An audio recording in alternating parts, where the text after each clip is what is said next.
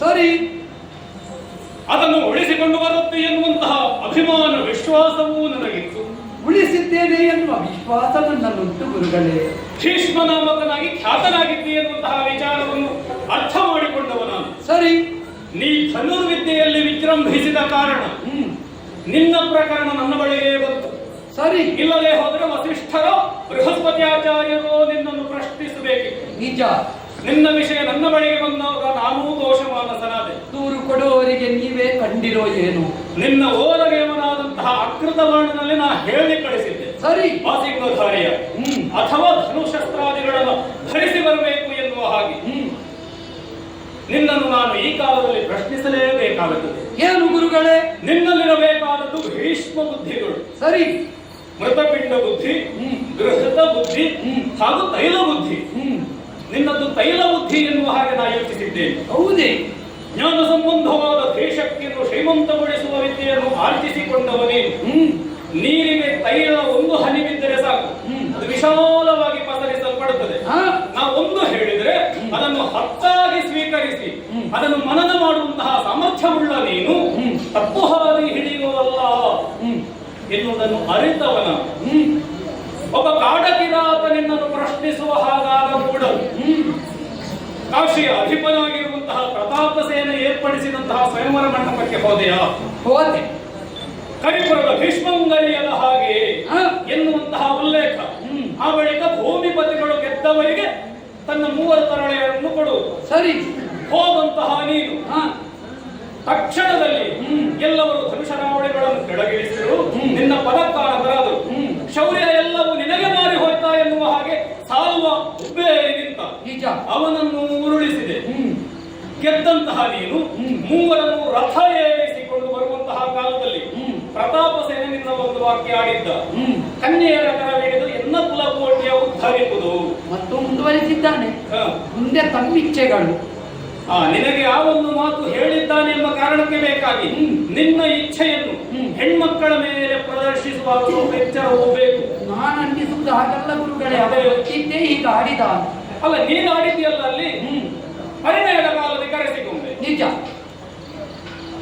ಎತ್ತಿ ತಂದಂತಹ ನೀನು ಒಂದರ್ಥದಲ್ಲಿ ರಾಕ್ಷಸ ವಿಧಿ ಪ್ರಕಾರ ಆ ವಿವಾಹ ನಡೆದದ್ದು. ಅದೇ ರಭಸದಲ್ಲಿ ಎತ್ತಿ ತಂದಂತಹ ನೀನು ನಿಜವಾಗಿ ಆಜ್ಞಾಪಿಸಬೇಕಿತ್ತು. ನನ್ನ ತಮ್ಮಂದಿರನ್ನು ನೀವು ವಿವಾಹ ಆಗಿ ಎನ್ನುವ ಹಾಗೆ ನಿನಗೆ ಮನಸ್ಸು ಉಂಟಂತ ಕೇಳುವುದಲ್ಲ, ಆಭರಣದಲ್ಲಿಯೇ ನೀನು ಆಡಬೇಕಿತ್ತು. ಇಬ್ಬರು ಒಪ್ಪಿದ್ದಾರೆ. ಒಬ್ಬಳಾಗೆ ನಾ ಸಾಲ್ವನಲ್ಲಿ ಅನುರಕ್ತರಾಗಿದ್ದೇನೆ, ಹಾಗಾಗಿ ಅಲ್ಲಿಗೆ ಕಳುಹಿಸಿಕೊಡು. ಅಲ್ಲಿ ನೀನು ಹೇಳಬೇಕು. ನಿನಗೆ ಪೂರ್ಣ ಹೊಣೆಗಾರಿಕೆಯನ್ನು ಪ್ರತ್ಯೇಕ ವಹಿಸಿಕೊಟ್ಟಿದ್ದ. ಸರಿ, ಆ ಸ್ಥಾನದಲ್ಲಿ ನಿಂತು ಒಂದೋ ನೀನು ಕಾಶೀಶನ ಬಳಿಗೆ ಅವಳನ್ನು ಕಳುಹಿಸಬೇಕಿತ್ತು. ಇಲ್ಲದಿದ್ದರೆ ಮೊದಲೇ ನಿನ್ನ ಬಗ್ಗೆ ಭೀತಿಗೊಂಡಿದ್ದಂತಹ ಸಾಲ್ವನನ್ನು ನಿನ್ನ ಬಳಿಗೆ ಕರೆಯಿಸು, ಒಂದು ವಿವಾಹದ ವ್ಯವಸ್ಥೆ ಮಾಡುವುದು. ಅದು ಬಿಟ್ಟು ಸಾಲ್ವನ ಬಳಿಗೆ ಹೋದಂತಹ ಅಂಬೆಯನ್ನು ನಿನ್ನ ಬಳಿಗೆ ಬಂದ ತಕ್ಷಣ ಮೆಟ್ಟಿಲು ಹತ್ತಬಾರದು ಎನ್ನುವ ಹಾಗೆ ಆಜ್ಞಾಪಿಸಿ ಅವಳನ್ನು ಕಳುಹಿಸಿ ಕೊಟ್ಟೆ. ಸರಿ, ಅವಳು ಹೋಗಿದ್ದಾಳೆ. ಅವಳಿಗೆ ಈಗ ಗತಿ ಇಲ್ಲ ಅಂತಾಗಿದೆ. ಅನ್ಯ ಪುರುಷನಲ್ಲಿ ಅನುರಕ್ತಳಾದಂತಹ ಆಕೆಯನ್ನು ಈ ರೀತಿ ತೊರೆದ ಕಾರಣ ಅವಳನ್ನು ಯಾರು ಭರಿಸುವುದಕ್ಕೆ ಸಾಧ್ಯ? ಹಾಗಾಗಿ ಎಲ್ಲ ಭೋಜನ ಪ್ರಶ್ನೆಗಳಿಗೆ ಸಮರ್ಪಕವಾದಂತಹ ಉತ್ತರ ಬಂದರೆ ಮಾತ್ರ ನಾನು ಶಿಷ್ಯ ಅಂತ ಸ್ವೀಕರಿಸಿ. ಏನು ಇಲ್ಲದೆ ಹೋದರೆ ಗೊತ್ತಲ್ಲ. ಏನು, ಯಾಕೆ ಹೀಗೆ ಮಾಡಿದೆ?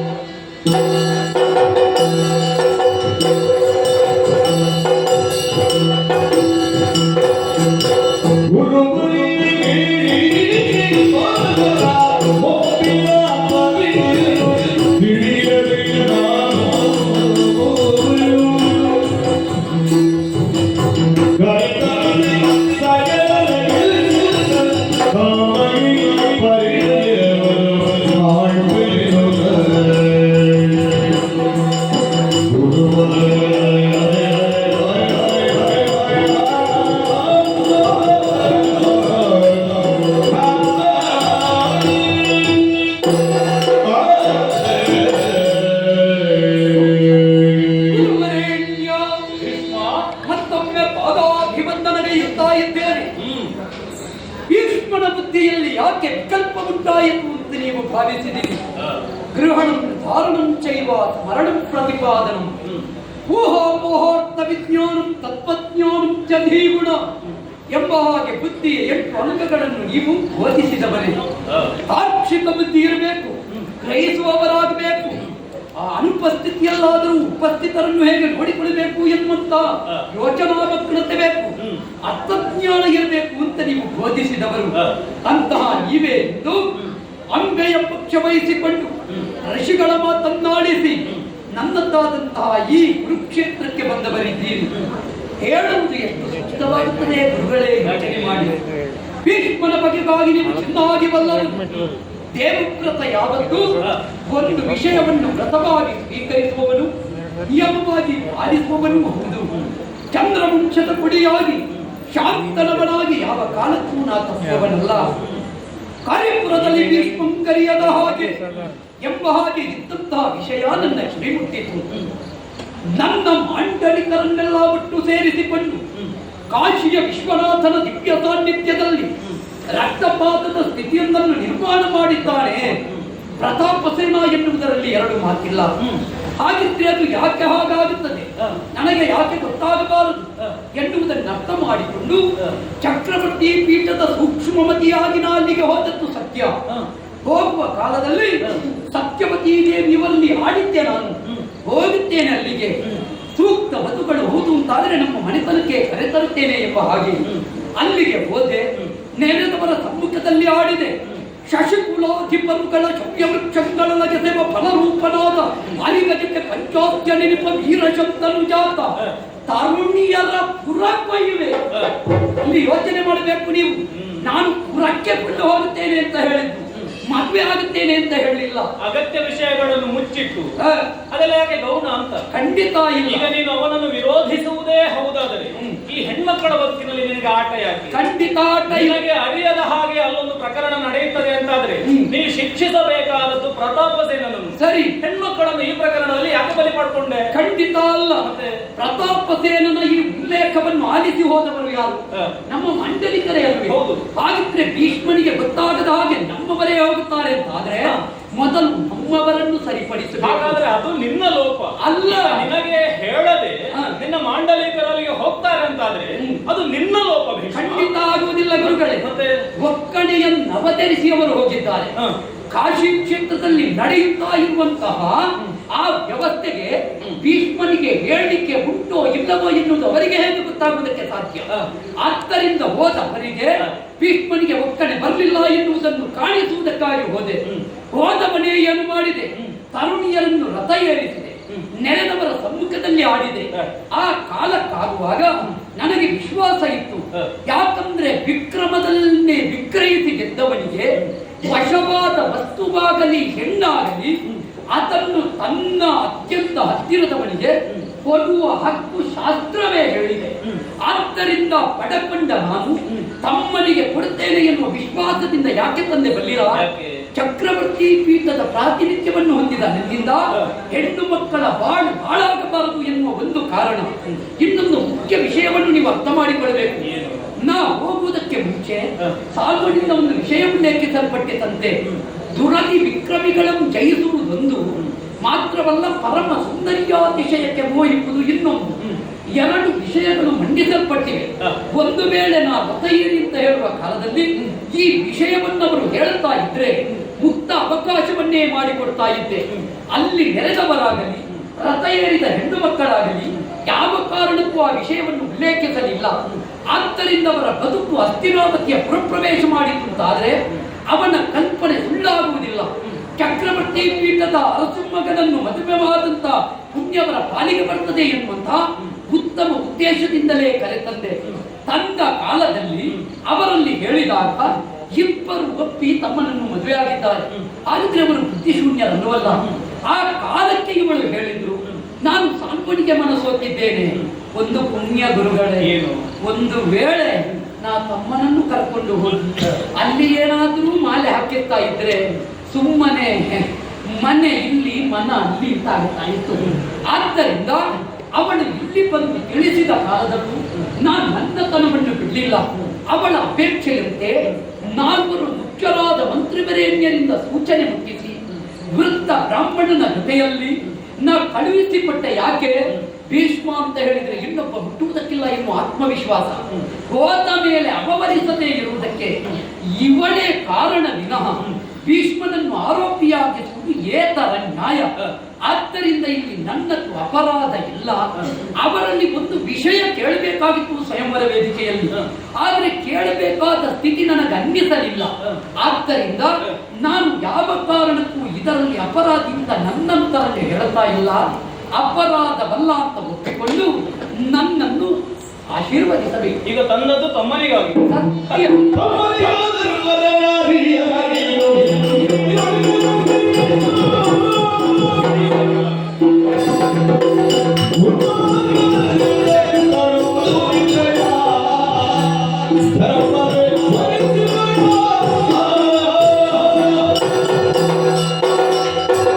ಚಕ್ರವರ್ತಿಯೊಬ್ಬನಿಗೆ ರಾಜಕಾರಣ ಮಾಡುವುದು ಬಹಳ ಸುಲಭ. ಸರಿ. ಆ ಚಕ್ರವರ್ತಿಗೆ ಬೇಕಾಗಿ ನೀ ದುಡಿಯುತ್ತಾ ಇದ್ದಿ. ಸತ್ಯ. ನಿನಗೆ ಸ್ವಲ್ಪ ಕಷ್ಟವೇ, ನನಗೂ ಅನುಭವಕ್ಕೆ ಬಂದಿದೆ. ಸರಿ. ಈಗ ತಮ್ಮನಿಗೆ ಬೇಕಾಗಿ ನಾ ಬಂದಿದ್ದೇನೆ. ಸತ್ಯ. ಸ್ವಯಂವರ ಮಂಟಪವನ್ನು ಸೇರಿದಂತಹ ಆ ಕಾಲದಲ್ಲಿ ರಥ ಏರಿಸುವಾಗಲೇ ನೀ ಹೇಳಬಹುದಿತ್ತು, ನನ್ನ ತಮ್ಮನಿಗಾಗಿ ನಿಮ್ಮನ್ನು ಒಯ್ಯುತ್ತಾ ಇದ್ದೇನೆ.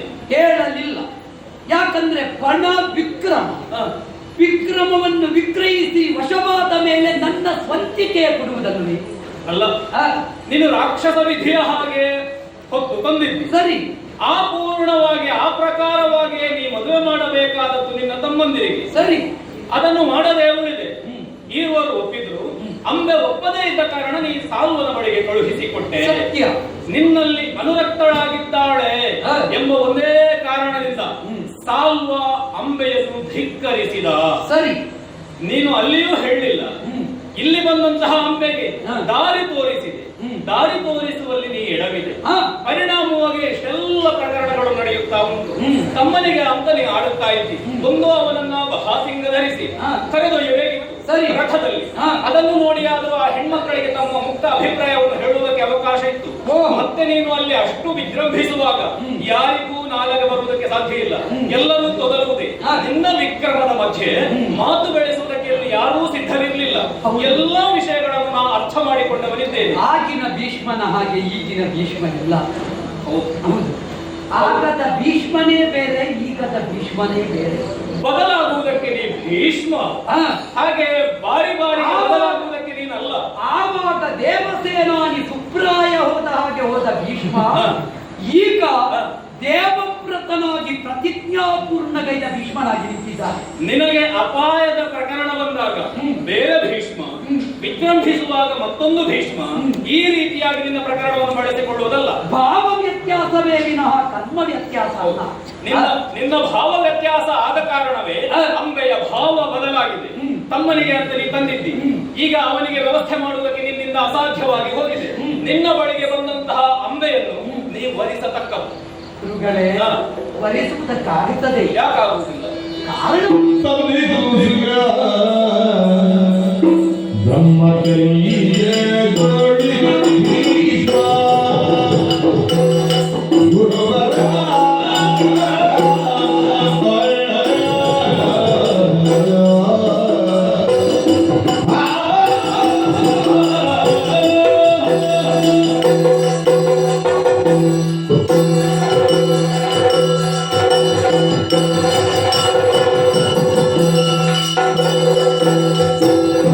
Tanti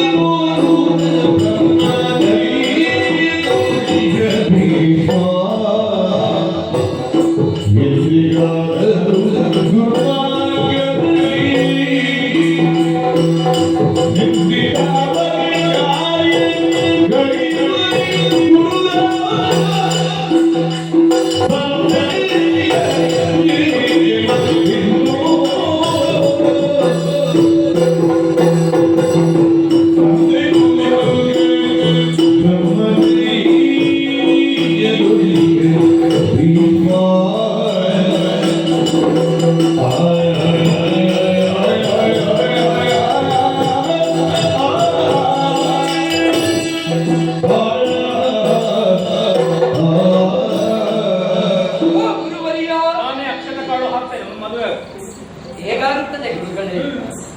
ಭೀಷ್ಮ ಏನು ಎನ್ನುವುದನ್ನು ನೀವು ತಿಳಿಯದೇ ಇದ್ದವರಲ್ಲ.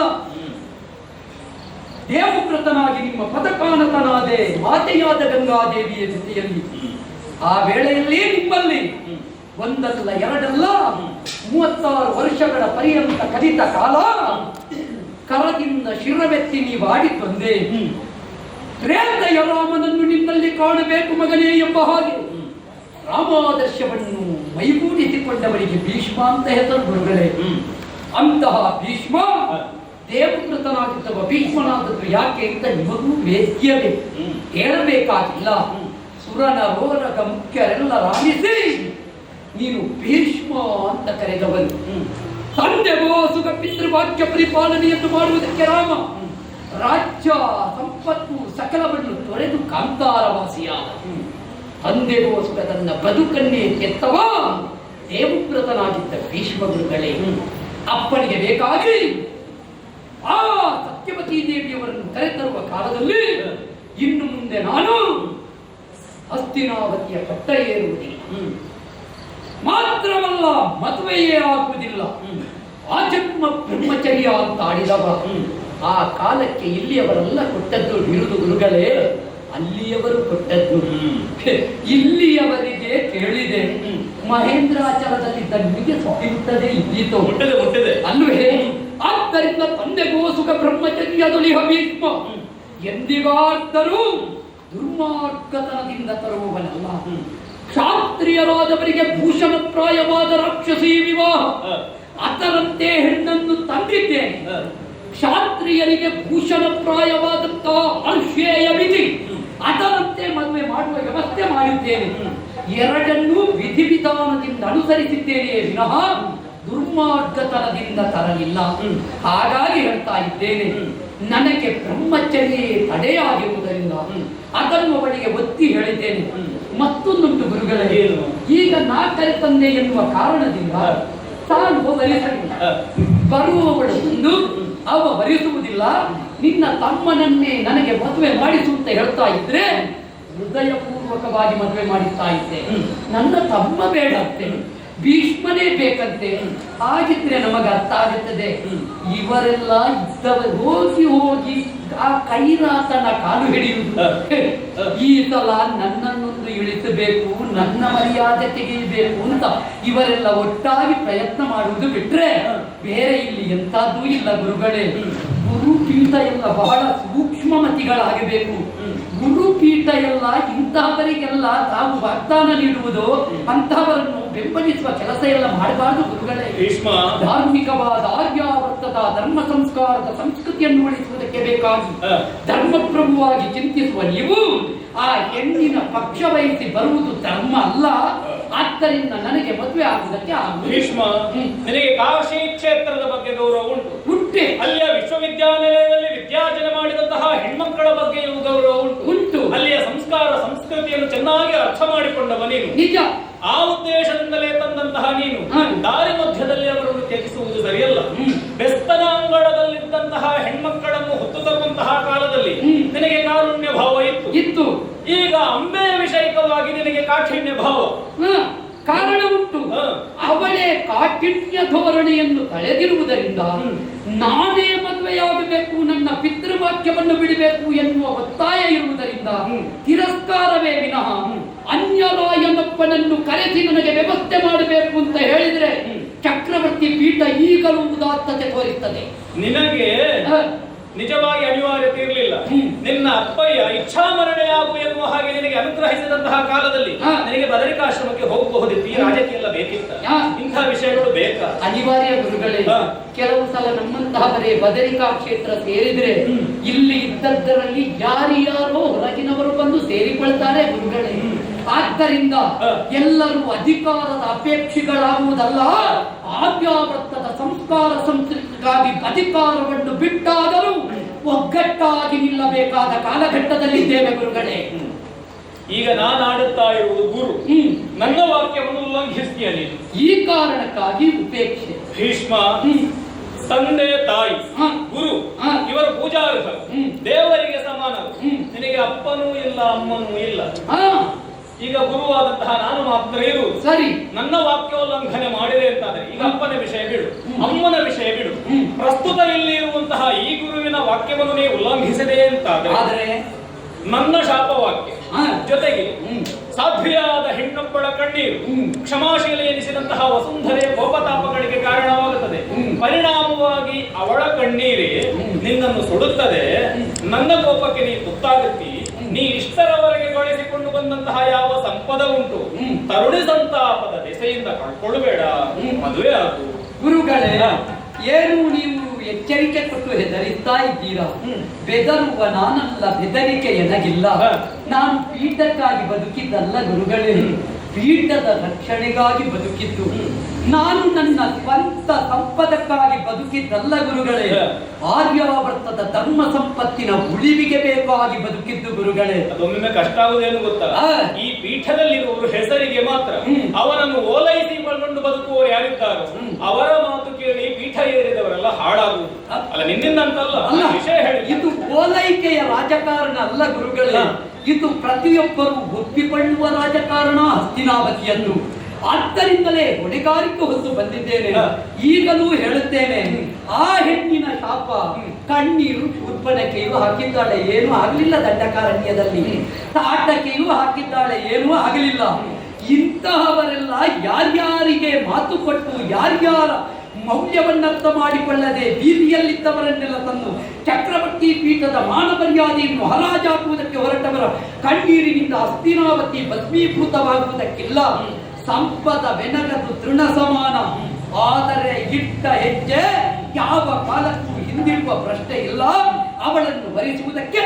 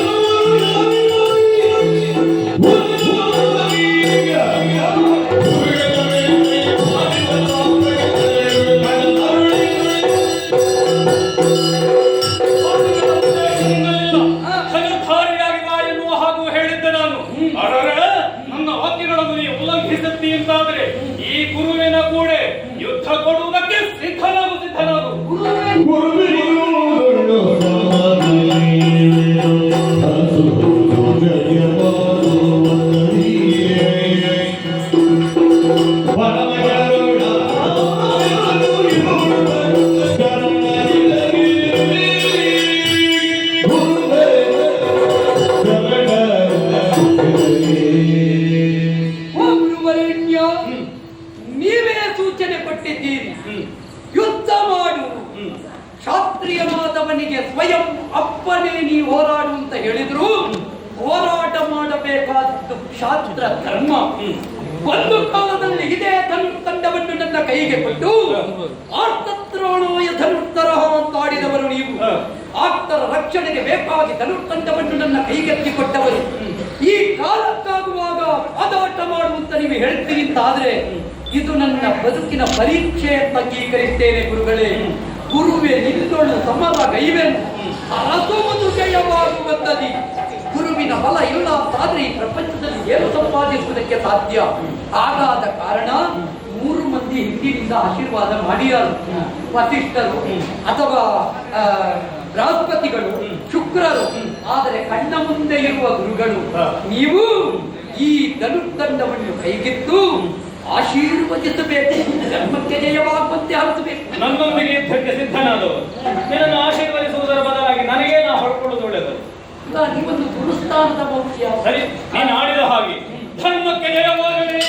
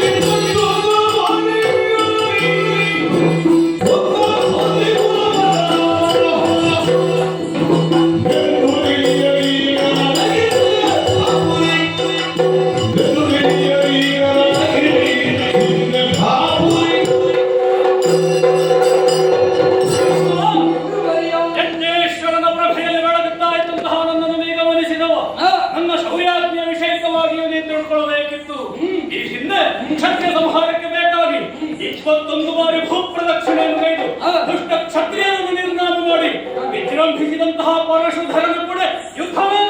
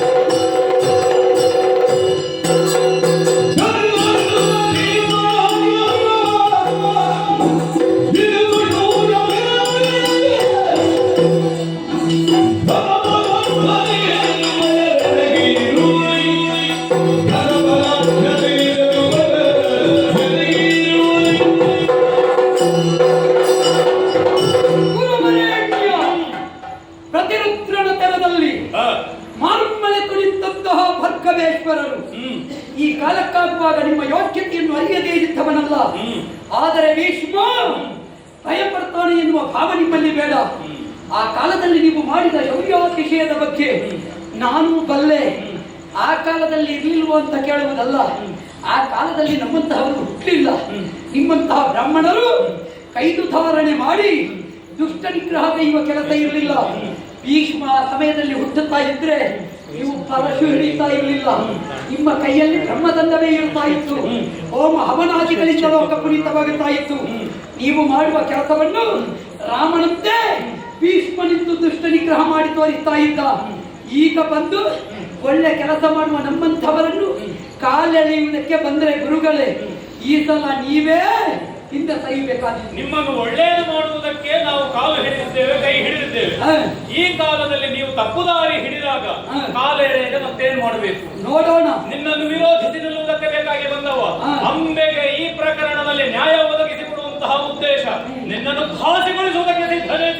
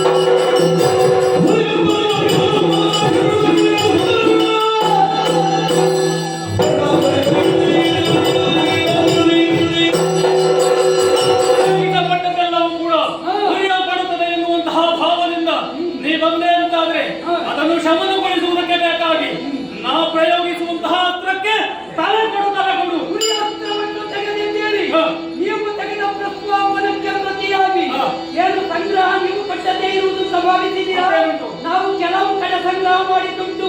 ವಸಿಷ್ಠ ಪ್ರದರ್ಶನವಾಗುವ ತತ್ವನಾಶನವನ್ನು